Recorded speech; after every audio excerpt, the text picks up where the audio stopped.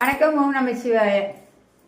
நேற்றைய கதையின் தொடர்பு இன்னைக்கு தொடர்ச்சியே நாம் பார்க்கலாம். சுவாமியை சரணம் ஐயப்பா. அப்போது இந்த அமைச்சர் ப்ரீ பிளான் பண்ணுறாரு வைத்தியரோட சேர்ந்துக்கிட்டு. நம்ம எப்படியாவது ஐயப்பனை இது பண்ணிடணும், மணிகண்டனை இந்த நாட்டை விட்டு துரத்தணும் அப்படின்ற முடிவோடு இவங்க 2 பேரும் ப்ரீ பிளான் பண்ணுறாங்க. அப்போ அவர் அந்த வைத்தியர் சொல்கிறாரு, நீங்களும் நானும் சரிதான், நீங்கள் சொல்கிறத நான் கேட்குறேன்.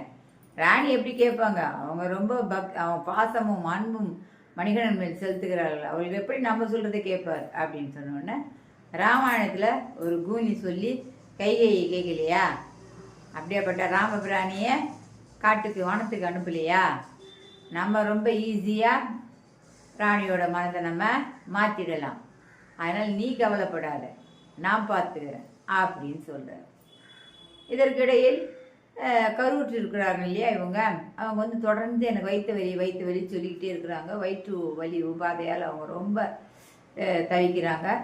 அதுக்காக ராஜசேகர் கோவிலில் போய் தவம் இருக்கிறார். என்னுடைய மனைவிக்கு இது மாதிரி ஆயிடுச்சு, வலியெல்லாம் நீங்கி நல்லாக குழந்தை பெற்று எடுக்க வேண்டுமே சுவாமி, அதற்கு நான் என்ன தான் செய்வதுன்னு எனக்கு தெரியலையே அப்படின்னு இவர் புலம்பிட்டு இருக்கார் ஒரு பக்கம். இன்னொரு பக்கம் என்ன பண்ணுறார், அமைச்சர் டெய்லி அந்த அம்மாவுக்கு எடுத்து சொல்கிறார் ராணிக்கு. இப்போ நாளை அரசாங்கம் இப்போ வந்துடுவான், யார் போர்க்கலையெல்லாம் கற்று குருகுலத்தை முடித்து விட்டு யார் விடுவாங்க திரும்பி, இன்னும் கொஞ்சம் சிறிது நாட்களில் ஐயப்பன் இங்கே விடுவார். அவர் வந்த உடனே அவருக்கு முடிசூட்டி விடுவார்கள்.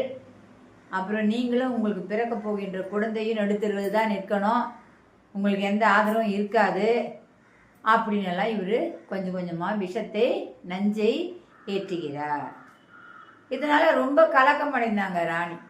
ஐயோ, இவர் சொல்லுவதெல்லாம் உண்மையாக இருக்குமா?